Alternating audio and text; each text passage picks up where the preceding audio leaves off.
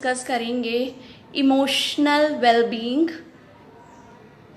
Emotions का अपना बहुत योगदान है अपने स्वस्थ रहने के लिए, अपने आप को हेल्दी रहने के लिए। तो आज हम डिस्कस करेंगे कि इमोशंस की इम्पोर्टेंस क्या है लाइफ में, किस तरीके से इमोशंस प्ले करते हैं, हम चाहे हेल्दी रहें या डिसीज्ड हो जाएं, और किस तरीके से हम अपने इमोशनल मैनेजमेंट करते हुए अभी डे टू डे लाइफ में हेल्दी रह सकते हैं इन the form of emotional expressive therapies. आज ये हम डिस्कस करेंगे। इमोशंस का बहुत इम्पोर्टेंस है। मान लीजिए एक छोटी सी स्टोरी के फॉर्म में मैं बताऊं तो मान लीजिए दो पर्सन हैं, person A and person B, और आपको ये ना बताया जाए कि ए पर्सन कौन है, बी पर्सन कौन है, बस ये कह दिया जाए कि ए पर्सन ने बी का मर्डर कर दिया। तो हम सबको मर्डर करना बिल्कुल गलत बात है, क्यों किया, क्या है। और जैसे ही हमें बाद में पार्ट 2 बाद में पता चलता है कि वो आतंकवादी था, वो टेररिस्ट था, तो हम तुरंत रिलैक्स्ड फील करते हैं, चलो अच्छी बात है, ये तो देश को बचाने के लिए हमने किया है, ये बिटर स्टेप उठाना बहुत ज़रूरी है। तो हमारे इमोशंस तुरंत चेंज हो जाते हैं। अभी हमें एंगर आ रहा था, एग्रेसिव फील कर रहे थे कि हम क्यों मर्डर कर दिए हैं, और दूसरी तरफ हम बिल्कुल काम्ड हो जाते हैं, रिलैक्स्ड हो जाते हैं कि क्योंकि वो टेररिस्ट है, उसको मानना ज़रूरी है। इस तरीके से हमारे इमोशंस तुरंत स्विच हो जाते हैं। हर सिचुएशन, हर सर्कमस्टांसेस में हम जिस भी तरीके से एक्शन रिएक्शन करते हैं, that is the result of our emotions. What we feel, what we do, we respond in that way. And this managing of emotions, अपने इमोशंस को मैनेज करना, रेगुलेट करना, चैनलाइज करना, ये बहुत ज़रूरी है हेल्दी रहने के लिए। आज इसी बारे में हम डिस्कस करेंगे कि इमोशंस किस तरीके से रोल प्ले करते हैं। एविडेंस बेस्ड की ही बात करेंगे, because we are in the era, सब कुछ हमारे ऋषि मुनियों ने, हमारे माइथोलॉजिकल टेक्स्ट ने हमें सब कुछ दिया हुआ है। इमोशंस का एक्सट्रैक्शन अथर्ववेद से निकला है। We all know about that. But आज जब हम साइंटिफिक प्रैक्टिसेस की बात करते हैं तो एविडेंस बेस्ड होना बहुत ज़रूरी है। यही की पॉइंट्स पे आज हम एक शॉर्ट डिस्कशन करेंगे। I would be more than happy to answer your queries during the session. यदि आपके कोई क्वेरीज हों तो आप ड्रॉप कर सकते हैं, कुछ सजेशंस हो तो भी डाल सकते हैं। This is an wonderful platform for a thought sharing, तो definitely we will do for that. पिछले 2-3 महीने से, मतलब जब से कोविड-19 में हम एंटर हो चुके हैं, स्टडीज़ बता रही है कि लगभग 74% हमारा इमोशनल वेलबींग ड्रॉप डाउन हो रहा है। तो दिस इज़ सो अलार्मिंग। और यदि यही सर्कमस्टांसेस चलते रहा तो इसका नेगेटिव कॉन्सिक्वेंसेस हमारे वेलबींग पे, हमारे मेंटल हेल्थ पे, हमारा एंटायर साइकोसोमैटिक सिस्टम में इफ़ेक्ट डेफिनेटली देगा। और डे टू डे लाइफ में दिन भर में हम लगभग 456 इमोशंस या 456 इमोशन फेसेस से गुजरते हैं दिन भर में।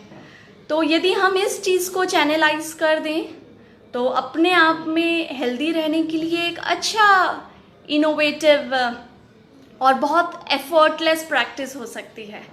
तो thus it is very important to be intelligent to manage our emotions. हम IQ की तो बात करते हैं, इंटेलिजेंट कोशेंट की, मगर उसके साथ साथ डेनियल गोलमैन का कॉन्सेप्ट है इमोशनल इंटेलिजेंस। किस टाइम पे, किस पर्सन के साथ, किस सिचुएशन में, किस तरीके से और कितना इमोशंस हमें एक्सप्रेस करना है, that is emotional intelligence. At the right time, right place, right means, with the right way of expressing of our emotions. तो हम डिस्कशन स्टार्ट करते हैं, कोर कंटेंट पे बात करते हैं हम। इमोशंस जैसे ही हम कहते हैं बहुत सारे फेशियल एक्सप्रेशंस याद आ जाते हैं, बहुत सारे फेजेस ऑफ लाइफ हमारी याद आने लगती हैं। सोशल नेटवर्किंग से हम जुड़े हुए हैं और इसने बहुत अच्छे से बता दिया है इमोजीज दिखा के, बहुत सारे इमोजीज के थ्रू हमें यदि कोई कमेंट लिखने के नहीं हो पाता है या नहीं कर पाते हैं तो हम सिर्फ थम्स अप दिखा देते हैं, स्माइली वाला इमोशन, आंसू वाला इमोशन, दुख वाला, हंसी वाला, हम अलग अलग इमोशंस दिखा के ही एक्सप्रेस कर देते हैं। यदि इमोशंस नहीं होता तो लाइफ बिल्कुल मैकेनिकल, बहुत रोबोटिक जैसी हो जाती। ये इमोशंस ही है जो हमें लाइवली बनाते हैं। मान लीजिए इमोशंस नहीं है तो पता ही नहीं चलता कि क्या बात चल रही है और कैसा आप फील कर रहे हैं। मुझे बहुत अच्छा लग रहा है, दिस इज सो फ्लैट। और मैं जैसे ही एक्सप्रेसिव में बोलती मुझे बहुत अच्छा लग रहा है, this make us so lively. और यही इमोशंस हमारे लाइफ में बहुत सारे फ्लेवर्स लेके आते हैं। This adds with various flavours, texture to our life, and this is really so much important. जब हम बात इमोशंस की कर रहे हैं तो इमोशंस बहुत तरह के होते हैं। We all know they are positive emotions, they are negative emotions. तो हम नेगेटिव इमोशंस भी फील करते हैं, मगर हमें चैनलाइज कर देना चाहिए। नेगेटिव इमोशंस का गियर चेंज करके हमें पॉजिटिव इमोशंस में उसे ट्रांसफ़र करना चाहिए। और क्यों करना चाहिए? इसलिए क्योंकि रॉबर्ट प्लूशिक ने बहुत अच्छे से एक्सप्लेन किया है कि जब भी जो इमोशन हम फील करते हैं तो that comes with an intensity and polarity. जो भी इमोशन हम फील करते हैं वो बहुत इंटेंस के साथ deeper with the connective emotions circulate होने लगते हैं। मान लीजिए कोई भी काम, कोई भी पर्सन से हम इरिटेटेड फील कर रहे हैं तो इंटेंस होते जाएगी, एंगर होगा, रेज आएगा, एग्रेशन आएगा, फिर हम बहुत अब्यूजिव और हॉस्टाइल बिहेव करने लगेंगे। और ठीक उसी तरीके से हमें किसी चीज़ से अच्छा लग रहा है तो हैप्पीनेस, जॉय, फन, इस तरीके से हम ब्लिस तक पहुंच सकते हैं, द अल्टीमेट गोल ऑफ योग। इस तरीके से हमें चैनलाइज करना बहुत ज़रूरी है।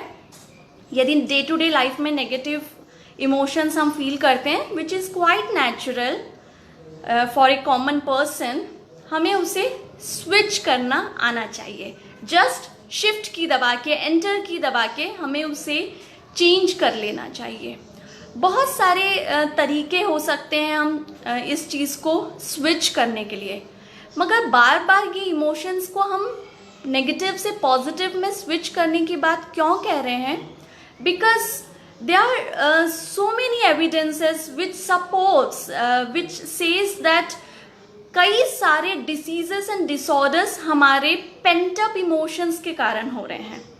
यानी अंदर ही अंदर छोटे छोटे इमोशनल ट्रॉमा, इमोशनल पेन को हम रखते जाते हैं, एक जगह स्टोर करते जाते हैं, and over a period of time after a certain situation, जब वो बहुत ज़्यादा ओवरफ्लो हो जाता है, इमोशनल ब्लॉकेजेस बहुत ज़्यादा बन जाते हैं, then that burst out.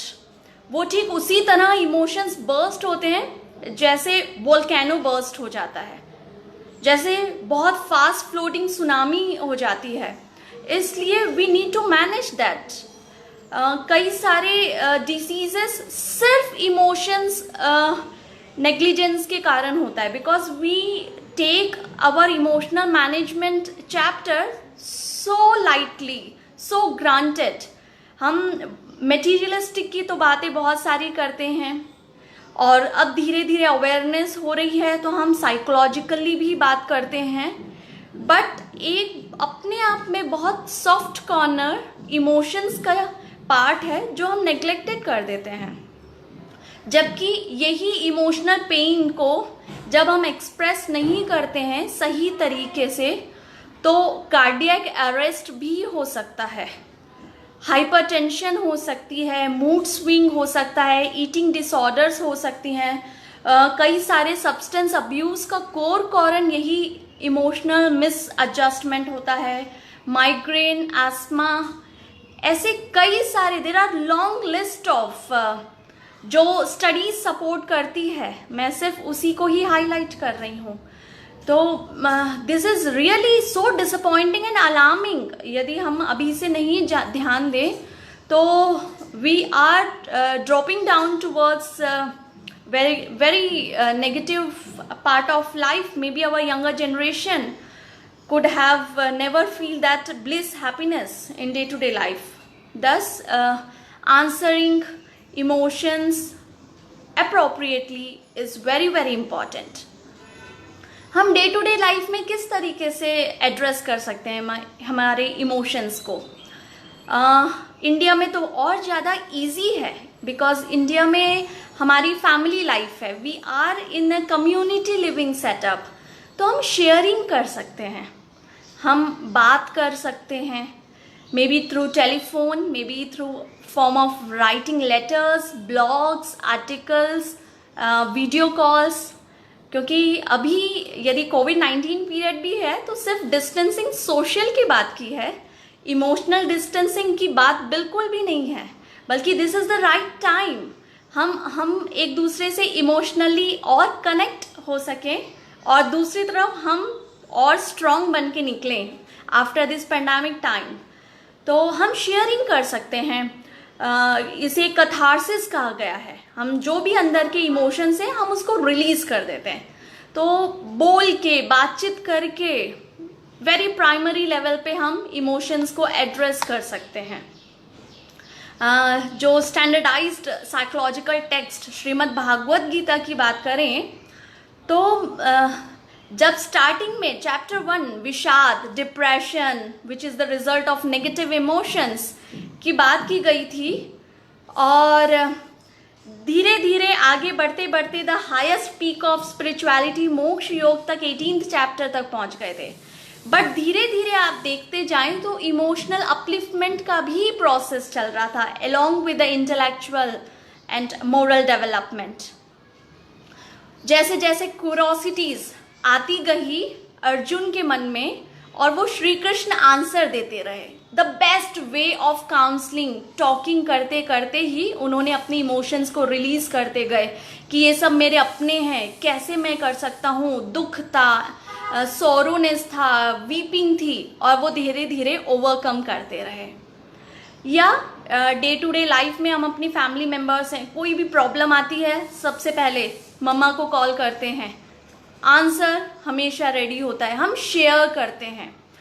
But what happens, वही सिंपल चीज़ों को हमें आज साइकोलॉजिकल मेजरमेंट्स के थ्रू बताना पड़ रहा है, क्योंकि may be lack of that emotional connectivity, lack of those exchange of feelings, हम बहुत egocentric या self centered हो गए हैं। एंड ये नेगेटिव इम्पैक्ट वेस्टर्नाइजेशन से भी हुआ है, क्योंकि भारत में तो बहुत पहले की बात करें तो चौपाल सिस्टम था। शाम होते ही चौपाल में सब साथ बैठते थे पेड़ के नीचे और दिन भर चर्चा, डिस्कशन, बातचीत चलता था।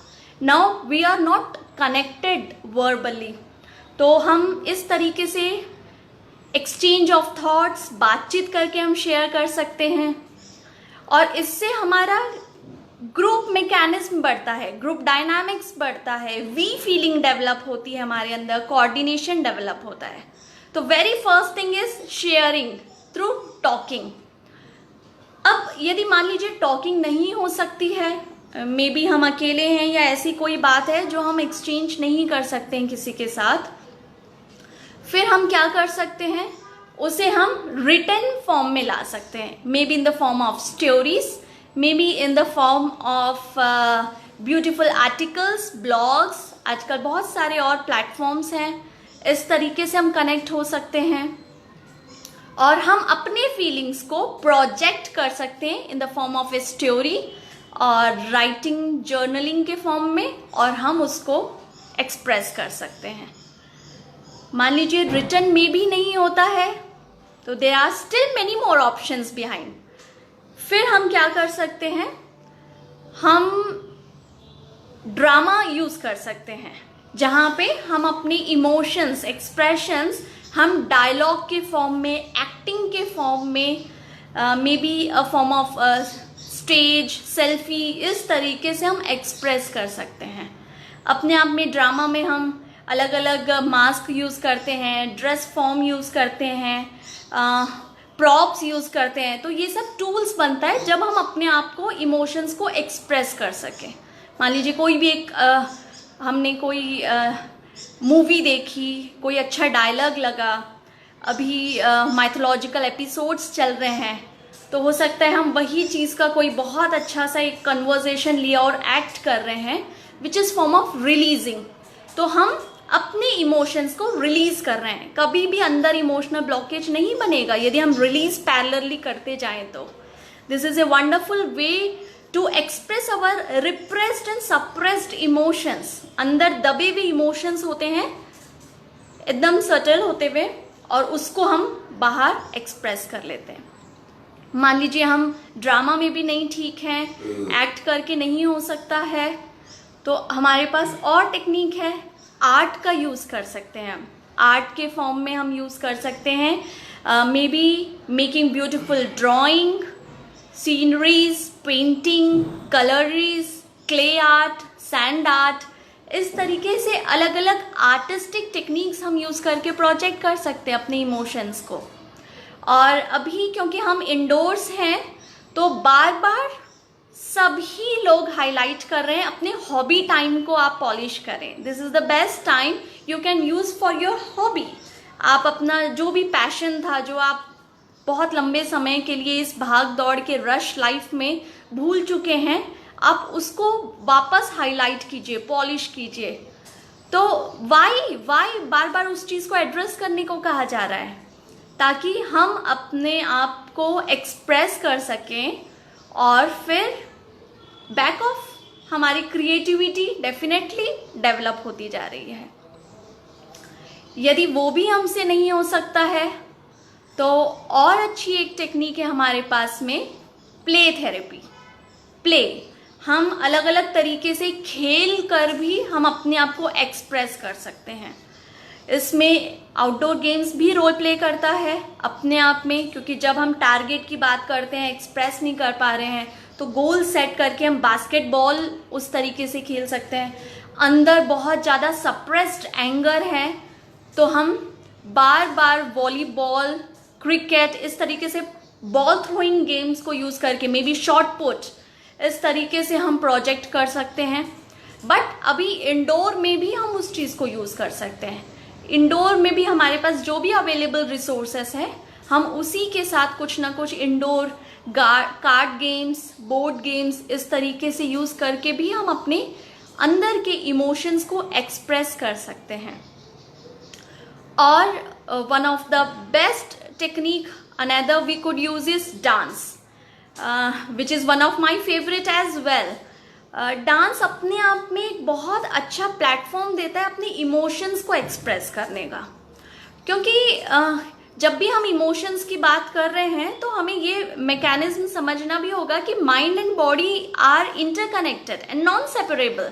कभी भी हम अलग अलग रूम्स की तरह सेपरेट करके हम अपने माइंड को, अपने बॉडी को, अपने इमोशंस को नहीं सेपरेट कर सकते। Internally it is connected with one another. तो हम जब भी डांस करते हैं, इमोशंस एक्सप्रेस होगा और फिजिकल एनर्जी के साथ साथ रिलीज होने लगती है। कोई भी डांस फॉर्म हो सकता है। इंडिया में तो इतने सारे डांस फॉर्म है, वन साइड गरबा, घूमर, बिहू, कोलाटम, तो इस तरीके से कोई भी फॉर्म हम यूज़ कर सकते हैं। हर एक सेलिब्रेशन ऑफ फेस्टिवल्स, रिचुअल्स भी डांस से कनेक्टेड है, तो हम उनसे यूज़ कर सकते हैं। क्लासिकल डांस अपने आप में 9 इमोशंस की बात करता है, क्योंकि साइकोलॉजी का जो एकमन का फिलॉसफी है, इनिशियल लेवल पे जब इमोशंस की बात साइकोलॉजी वर्ल्ड में हुई थी, तो ओनली 6 इमोशंस की बात हुई थी। But our indigenous technique are even more deeper and wider. तो हम इन 9 इमोशंस को रिलीज कर सकते हैं, which is a good form of positive and negative as well. यदि मान लीजिए डांस भी करने में इतना हमारे अंदर कैपेबिलिटी या स्किल नहीं हो पा रही है, तो हम सिर्फ विजुअलाइज भी देख सकते हैं। मान लीजिए कोई डांस एपिसोड देख रहे हैं, कोई और ड्रामा एक्ट देख रहे हैं, कोई सीरियल मूवीज भी देख रहे हैं, तो जिस इमोशन से मोर सेंट्रिक वो फिल्म होगी, वो एपिसोड होगा, हम सबके अंदर वही ट्रांसफर होने लगता है। ग्रुप इमोशंस, जैसे मान लीजिए हम हॉरर मूवी देख रहे हैं, तो हम सबके अंदर एकदम से डर वाला इमोशन, फियर फैक्टर डेवलप होने लगता है। वही हम यदि कॉमेडी शो देखते हैं तो लाफ्टर इमोशन हम सबके अंदर आने लगता है, एकदम ह्यूमरस होके हम रिलैक्स्ड फील करते हैं। तो इस तरीके से हम अलग अलग थेरेपीज का यूज़ हम कर सकते हैं। इसके साथ साथ एक बहुत अच्छा कॉन्सेप्ट है हैप्पी डायरी राइटिंग का। हैप्पी राइटिंग या डायरी इमोशनल राइटिंग हम कहते हैं, जिसमें diary day to day life में क्या प्लस माइनस हमारा स्वॉट हम जो कर रहे हैं, इन सब की तो हम इंट्रोस्पेक्शन करते हैं, मगर उसके साथ साथ एक स्पेसिफिक ब्यूटीफुल डायरी हम सिर्फ इसलिए रखें जिसमें हम अपने अपने मोस्ट लवेबल और पॉजिटिव इमोशंस हम उसमें लिखते जाएं, जिससे कि जब भी लाइफ में ऑब्स्टैकल्स हर्डल्स आती हैं या हम बहुत ज़्यादा नेगेटिव या डिप्रेस्ड फील करते हैं, तो हम वो हैप्पी डायरी उठा सकते हैं और as we turn the pages हमें वो हैप्पी इमोशंस याद आने लगते हैं कि अरे लाइफ में आज ऐसा चल रहा था, पहले ऐसे भी तो हुआ था, हम ऐसे भी तो कर सकते थे। तो वो आइडिया हमारे अंदर आता है और नेचुरली व्हाट हैपेंस इज हम वही हैप्पी इमोशंस में फ्लोट करने लगते हैं। तो this is also very much effective. और यदि ये सारी एक्सप्रेसिव इमोशंस को थोड़ा सा और किस तरीके से कर सकते हैं, तो मैं 2-3 सपोर्टिव फिलॉसफी को लेके बताती हूँ। जैसे दलाई लामा जी ने बहुत अच्छा कॉन्सेप्ट दिया है एटलास ऑफ इमोशंस, कि हम अपने इमोशंस को वापस रीलोकेट करना चाहिए। जैसे ज्योग्राफिकल डिस्टेंस या उसकी इंक्वायरी हम एक एटलस से निकालते हैं, ठीक उसी तरह हमारे इमोशंस को भी हमें लगता है यहाँ पे ज़्यादा सॉरो हो रहा है, रिलोकेट, हम उसे तुरंत हैप्पीनेस की तरफ रिलोकेट कर दें। इस तरीके से एटलस ऑफ इमोशंस हमें यूज़ करना चाहिए। या एक और इंटरेस्टिंग फिलॉसफी की बात करें जो श्री राम शर्मा आचार्य जी ने दिया है, लोक रंजन से लोक मंगल तक। These are the wonderful platforms जिससे कि हम अपने आप को एक्सप्रेस कर रहे हैं, एंटरटेन हो रहे हैं और बहुत रिलैक्स्ड फील कर रहे हैं। यदि सिंपल इन पूरे फिलॉसफी को यदि मैं 3 वर्ड्स में यदि आपको बोलूं, it is experience, express and explore. हम एक्सपीरियंस करते हैं सबसे पहले कि इमोशंस को एक्सपीरियंस करें, देन नेक्स्ट कम्स एक्सप्रेस। जो भी इंटरनली इमोशंस हम फील कर रहे हैं उसे parallelly hand to hand express करना बहुत जरूरी है, ताकि अंदर पेंटअप या ब्लॉकेजेस नहीं तैयार हों। और देन हम जैसे ही एक्सप्रेस करते हैं सही तरीके से, हम बिल्कुल रिलीज्ड हो जाते हैं, हम एक्सप्लोर करने लगते हैं। तो एक्सपीरियंस, एक्सप्रेस एंड एक्सप्लोर, हम इस कॉन्सेप्ट को हमेशा याद रखें। और ये किसी भी टेक्निक, अभी जो हमने बात की छोटी छोटी, इधर मे be dance, may be play, may be drama, may be art, ज़रूरी नहीं है कि हम उसमें कितने एक्सेलेंस के साथ कर पा रहे हैं, कितने परफेक्शनिस्ट हैं, हमारे अंदर वो स्किल्स है कि नहीं। मे बी ड्राइंग मेरी अच्छी नहीं हो सकती है, मे बी मेरे डांस स्किल्स इतने अच्छे नहीं हो सकते हैं, बट हमें सिर्फ उसको अपने इमोशनल एक्सप्रेशन के लिए लेना है। We are not professionally training in that. इस तरीके से हम अच्छे से समझ लें। और जब भी हम डांस करते हैं, ये डेफिनेटली कहते हैं कि when you dance feel that no one is watching you. जब मान लीजिए कोई भी आपको नहीं देख रहा है और आप डांस कर रहे हैं, जो realistic free floating dance movements आपके अंदर से निकल रहे हैं, वो एक्चुअल में इमोशनल एक्सप्रेशन का एक अच्छा माध्यम बन रहा है। That is a healthy means of expressing your suppressed emotions. इसलिए इस तरीके से हम उसको कर सकते हैं।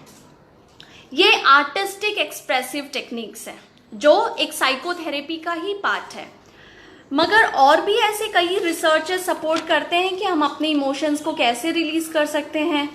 तो कई सारे टेक्निक है, punching pillow technique, punching bag technique, tissue paper dance technique, जो थोड़ा सा हॉस्टाइल है मुझे ऐसा लगता है, क्योंकि मान लीजिए पंचिंग बैग वाला इसलिए कहा जाता है, जैसे मान लीजिए हमें किसी से डांट पिटी हो, मे बी हमारे पेरेंट्स से, हमारे टीचर्स से, हमारे बॉस से, हम उनको इन रिटर्न डिस्प्लेस नहीं कर सकते वो एंगर। हम क्या करते हैं, आते हैं पंचिंग बैग में बहुत तेजी तेजी से किक बॉक्सिंग करके रिलीज करते हैं। इस तरीके से भी सपोर्ट दे रहे हैं हमारे researchers, but why not in a healthy smoothing and easy way. हम थोड़ा सा हॉस्टाइल एक्टिविटी न करते हुए बहुत रियलिस्टिक प्लेटफॉर्म का यूज करते हुए हम एक्सप्रेस कर सकते हैं। और इसके साथ साथ एक चीज हम और डेफिनेटली करेंगे, जो अलग एक और टेक्निक है, म्यूजिक। क्योंकि म्यूजिक में आपको कुछ भी नहीं करना है। Music is one of the very easy effortless medium of our expression emotions, जिसमें आपके अंदर जिस भी तरीके के इमोशंस आ रहे हैं आप म्यूजिक को स्विच ऑन कर सकते हैं और वही म्यूजिक सुनते हुए आप अपने इमोशंस को रिलीज कर सकते हैं।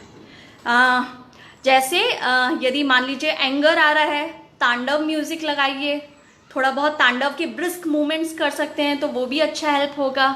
मान लीजिए बहुत कंपैशन लव म्यूजिक हो रहा है तो बहुत अच्छा भक्ति रस वाला, कृष्ण लीला वाला, रास योग वाला हम डांस मूव्स ले सकते हैं और उस तरीके की म्यूजिक हम सुन सकते हैं। डिप्रेशन आ रहा है तो ऐसे नहीं है कि हम वापस बहुत ज़्यादा डिप्रेसिव सॉन्ग्स तड़प तड़प के इस दिल से इस तरीके से सॉन्ग सुने हम, क्योंकि हम हमेशा जब भी हम इंडिजीनियस टेक्निक यूज़ करते हैं वाइसे वर्सा यूज़ करते हैं। मान लीजिए आपका हाइपरटेंशन है तो हम सूर्य का ध्यान नहीं रिकमेंड करते, हम चंद्र का ध्यान रिकमेंड करते हैं।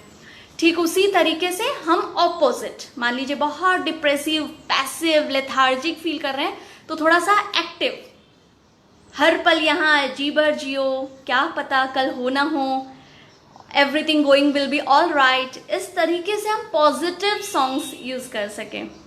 और सही सॉन्ग्स को सेलेक्ट करना बहुत ज़रूरी है, क्योंकि बॉलीवुड सॉन्ग्स बहुत वेराइटी ऑफ सॉन्ग्स हैं जो इमोशंस को चैनलाइज कर रहा है बट समटाइम्स मिसगाइड भी कर रहा है।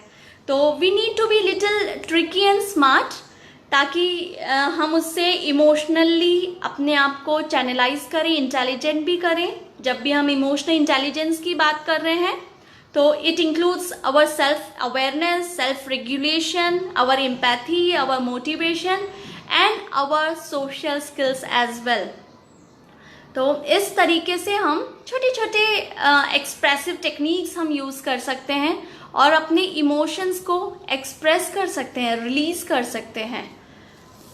मे be dance, may be music, may be play, role, drama, art, writing, journaling, किसी भी तरीके से अपने इमोशंस को एक्सप्रेस करके हम एक्सप्लोर कर सकते हैं। एंड मेक श्योर जब भी एक्सप्रेशन ऑफ इमोशंस की बात की जा रही है यहाँ पे, तो ऐसा बिल्कुल भी नहीं है इट इज़ जेंडर सेंट्रिक, ये ज़्यादा गर्ल्स पे ही फोकस की जा रही है, क्योंकि बच्चों को ऐसा ट्रेनिंग दिया जाता है कई बार कि बॉयज़ डोंट क्राई, मर्द को दर्द नहीं होता। No, this is just misconception. मेरी पर्सनल रिसर्च है जो इस चीज़ को डिनाई करती है। Definitely girls are more expressive, boys don't express so quick. वो जेंडर डिफरेंस डेफिनेटली है in the form of expressions, but in the form of emotion transference या इमोशनल फ्रीली ऐसा बिल्कुल भी नहीं है कि गर्ल्स को फील होता है, बॉयज़ को नहीं फील होता है, या बॉयज़ को नहीं एक्सप्रेस करना चाहिए, नहीं रोना चाहिए, ऐसा बिल्कुल भी नहीं है।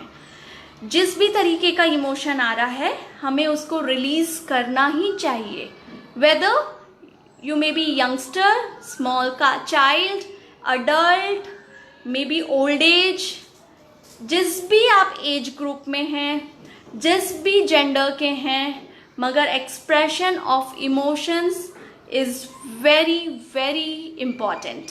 बस अपने इंटरेस्ट और अपने चॉइस, अपने लिमिटेशंस के हिसाब से हम चूज़ कर सकते हैं। मे बी यदि ओल्ड एज के इमोशन एक्सप्रेशन की बात करें, क्योंकि ओल्ड एज में भी पेंट अप इमोशंस बहुत ज़्यादा होते हैं, तो may be they are not comfortable to move and dance, they may be not good at that drama, but music, play, art, ये थोड़ी थोड़ी चीज़ हम यूज़ कर सकते हैं। तो we have 8-9 good techniques of emotional expression. हम इनमें से जो भी may be 1, may be 2, may be 4 हम उसको इन हैंड प्रैक्टिस कर सकते हैं अपने डे टू डे लाइफ में, और अपने आप को एक्सप्रेस करते हुए एक्सप्लोर कर सकते हैं, ताकि हम हेल्दी सर्वाइव कर सकें और अपने रिलेशनशिप्स को भी बहुत स्ट्रॉन्ग बॉन्डिंग बनाए रखें। क्योंकि आज जो काउंसलिंग बार बार मैं एड्रेस कर रही हूँ इस पेंडेमिक ड्यूरेशन में, व्हाट आई फाउंड इज किसी को भी इतने टाइम साथ रहने की आदत सी ही नहीं रह गई है। Everyone is into very hectic life, बस भाग दौड़ में इतने बिजी हैं कि मान लीजिए अभी हस्बैंड वाइफ साथ में हैं, वर्क फ्रॉम होम चल रहा है, तो भी वो दिन भर साथ में है, तो they are not comfortable with each other.